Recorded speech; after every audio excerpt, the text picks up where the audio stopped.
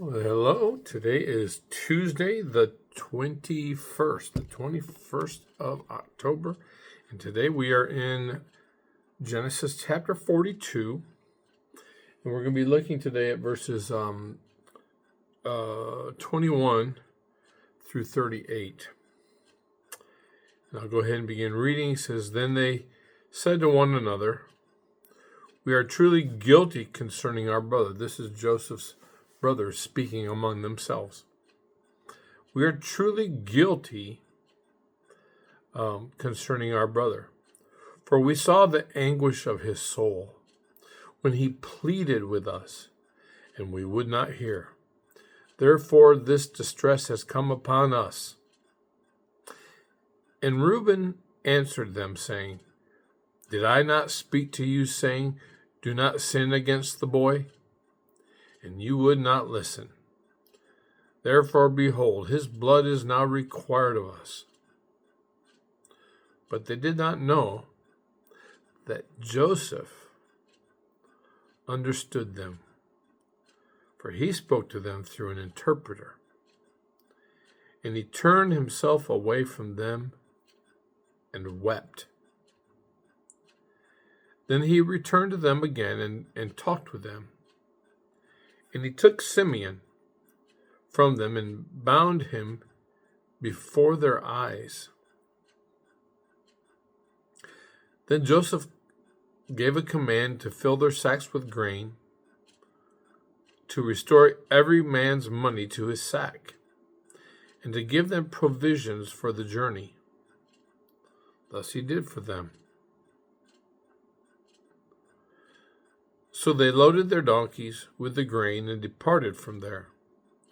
But as one of them opened his sack to give his donkey feed at the encampment, he saw his money.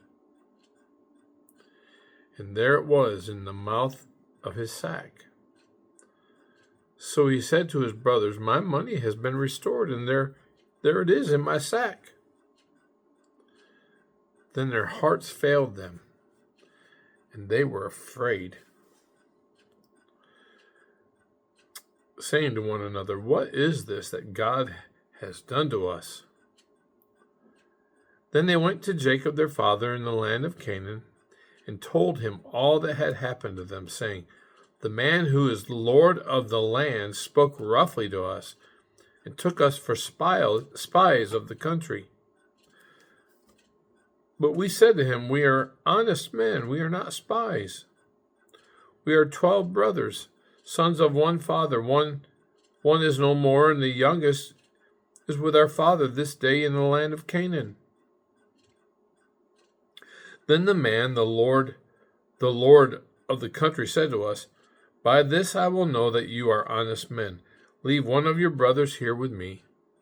Take food for the famine of your households, and be gone. And bring your youngest brother to me, so I shall know that you are not spies, but that you are honest men. I will grant your brother to you, and you may trade in the land. Then it happened, as they emptied their sacks, that surprisingly each man's bundle of money was in his sack. And when they and their father saw the bundles of money, they were afraid. And Jacob their father said to them, You have bereaved me. Joseph is no more. Simeon is no more. And you want to take Benjamin? All these things are against me. Then Reuben spoke to his father, saying, Kill my 2 sons if I do not bring him back to you. Put him in my hands, and I will bring him back to you.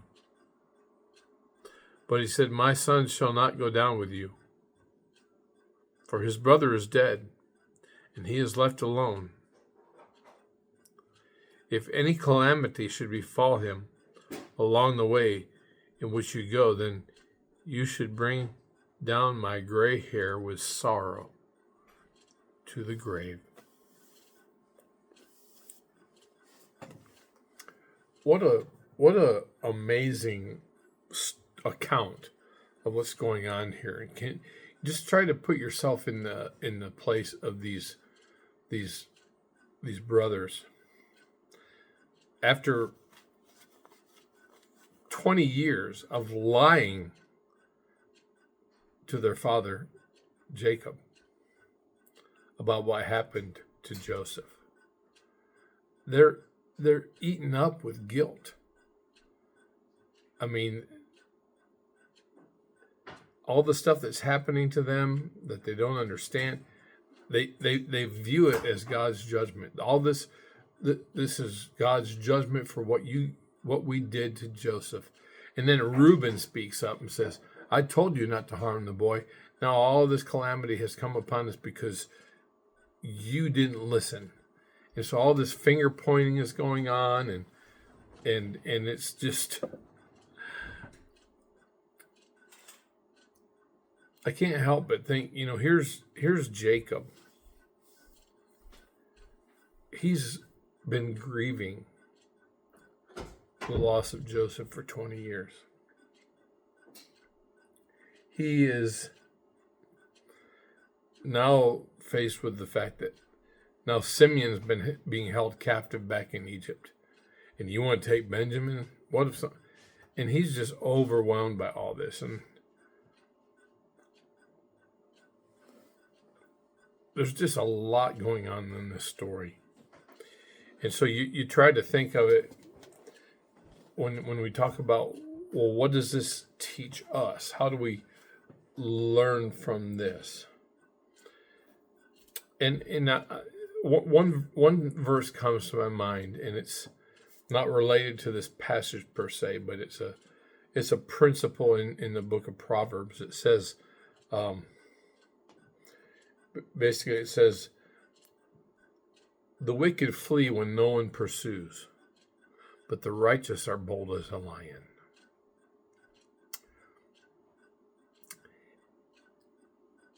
And what that proverb teaches us is that a guilty conscience just makes you edgy. And here are these brothers that even after 20 years, they're still bearing that guilt, as they should. They were wrong. They should have come clean long ago and tried to find out what happened to Joseph. But they assumed he was dead.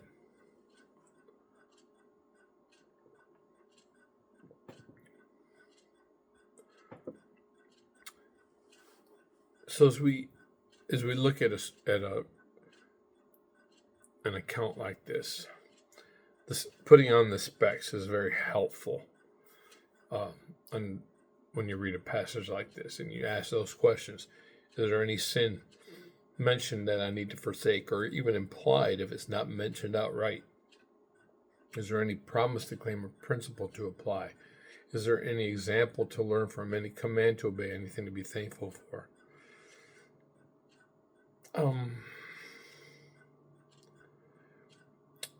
There's not a specific sin, but there's a principle that's at play here, and it's the law of sowing and reaping.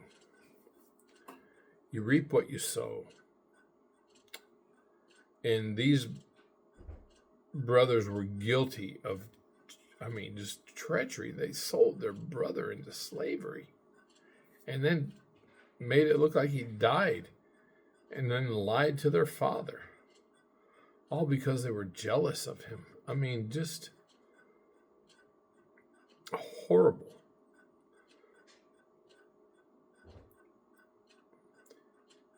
And now they're experiencing guilt. This guilt has eaten them up for 20 some years. And now every time some kind of adversity comes to them, that we know why. The guilty, the wicked flee when no one pursues. They hear footsteps behind them. It's just, that's a principle that I think is at play here. So, you know, my Grandma Miller, used to say some things. At the time, I understood what they meant, but I didn't really understand what they meant. She would say things like, "He's busier than a cat on a hot tin roof," or we'd come home from school and we'd be hungry, and she said, "Well, get a snack out of the fridge," which usually consisted of cheese and crackers and some pickled bologna. Yes, pickled bologna. All my Michigan friends can relate.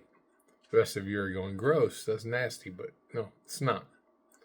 But she would say, don't eat too much, just enough to keep the wolf away from the door. And I've repeated that for my whole life because I heard it so much. But understanding that, when your stomach growls, that's the wolf at the door. You want to keep the wolf away from the door, but you don't want to spoil your supper. She would say things like, if you want to dance, you have to pay the piper. And that's essentially what this is saying. You reap what you sow. If you want to deal with your brother treacherously, like they did, like these brothers did, then you can expect consequences. And they're experiencing them. Is there an example to learn from? We can learn from the example here of these brothers. And we can learn from Joseph's example. He's in that he is. I mean, he is. He hasn't revealed himself to them. And we've already read earlier that the reason why he wants to see Benjamin is because he wants to ensure that these brothers that treated him so treacherously haven't done away with Benjamin too, his little brother. So he's shrewd. I mean, he didn't get in the position of leadership that he's in Egypt because he's a dummy. And he doesn't trust these brothers. Why should he? And yet, when he hears them mention in Hebrew that, as they're talking among themselves, that this has all come upon us because of what we did to Joseph, they didn't realize that he could speak Hebrew. And it broke his heart. So he puts their money back in their bags and sends them back home. But what he really wants to know is Benjamin okay? So we can learn from their example, and I think there's something that could be said, and it might be reading into it some, but Jacob was, before he became Israel,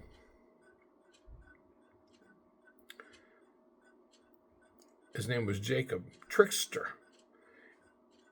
And when he wrestled with God, God changed his name to Israel. But here in this passage, what we've read is he's called by his first name again, Jacob.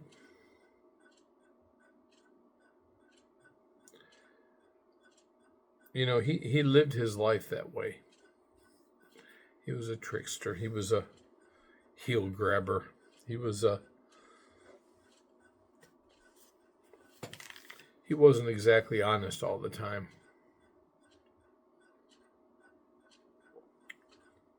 So maybe this is a little poetic justice in his life. I don't know. I don't see a command given here that we need to obey, but again, is there anything to be thankful for? As we've read through the whole account of Joseph's life here, we've seen that although he's been beaten, thrown in a pit, sold into slavery, lied about, thrown in prison, now he's been exalted to a position of leadership. all those things that happened to him that were out of his control. And he could have easily blamed God, been angry with God. But the Bible says that at every turn, God was with him. God was with him. And I think that's the thing that I'm just so thankful for.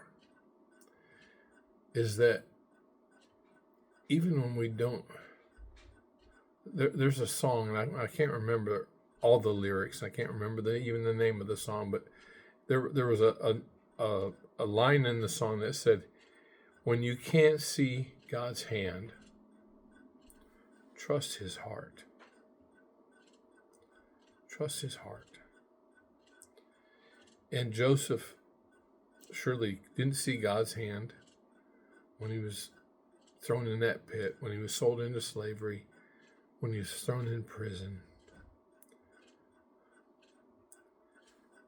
But he never stopped believing God. And I think that's the thing I'm so thankful for today as I read this passage, is just knowing that no matter what's going on in my life or your life, we can trust the promises of God, that he said he would never leave us nor forsake us. So we can trust the presence of God in our life. That's all I have for today. I hope you have a blessed day. We'll see you again tomorrow.